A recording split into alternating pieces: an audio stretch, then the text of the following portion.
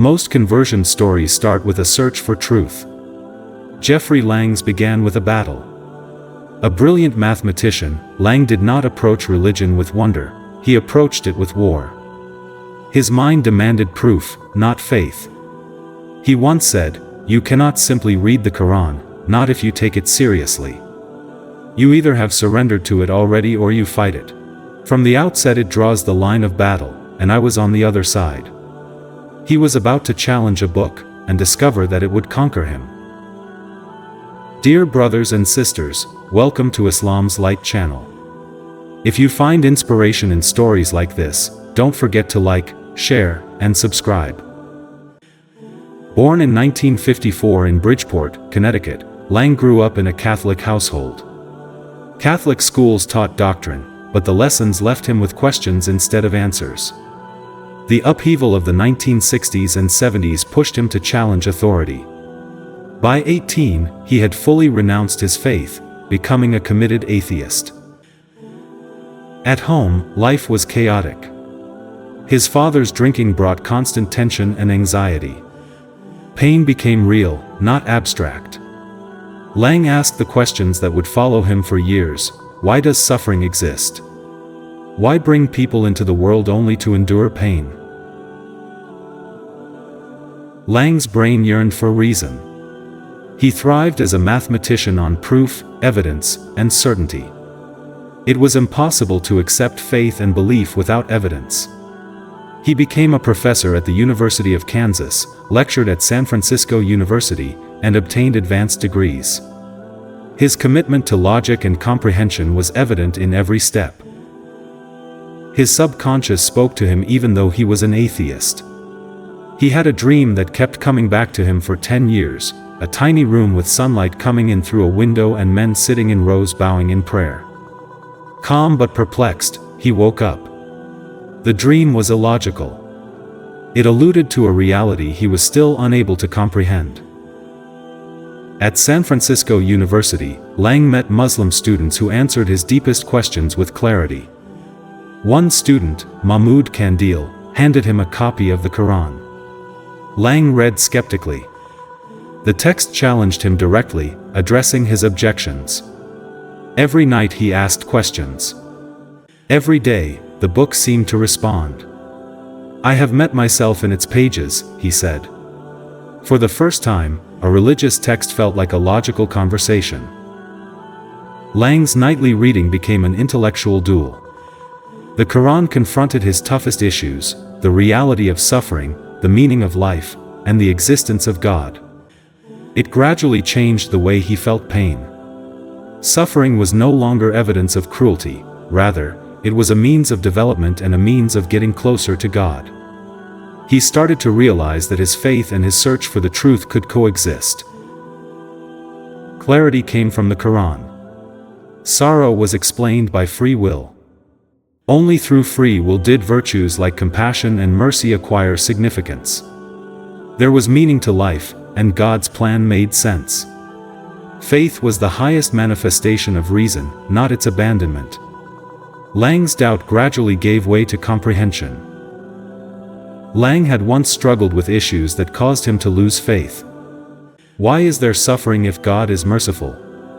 He learned from the Qur'an that suffering was a sign of purpose rather than punishment. Every hardship turned into a learning opportunity, a trial that honed the heart and uplifted the spirit. He questioned why God hadn't just put people in paradise right away. However, it became increasingly evident to him as he read more, life itself was the journey. Every hardship and every setback served as a teaching moment that brought us nearer to him.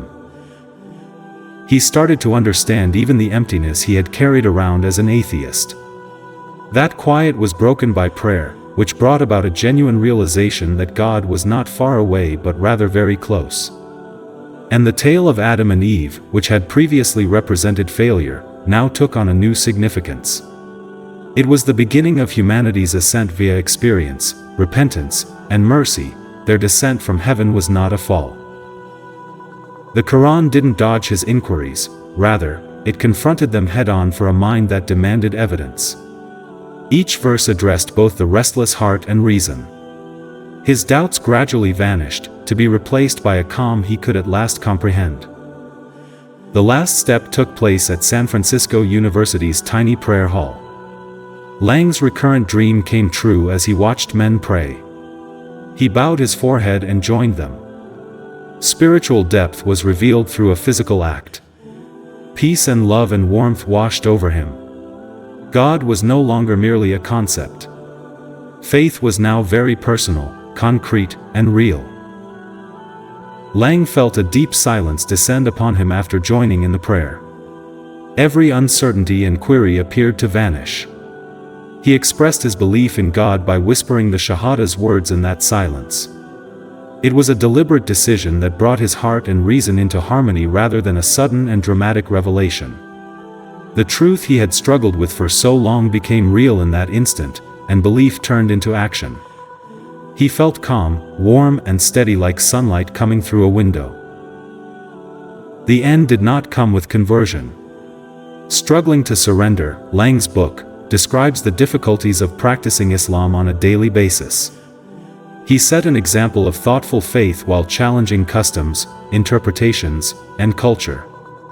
He served as the Muslim Student Association's faculty advisor, guiding others and fostering understanding between the Muslim and American communities. Giving up was the beginning of a lifetime of learning, not the end of investigation. The tale of Lang motivates contemporary seekers. His faith inspires him to think critically and ask questions.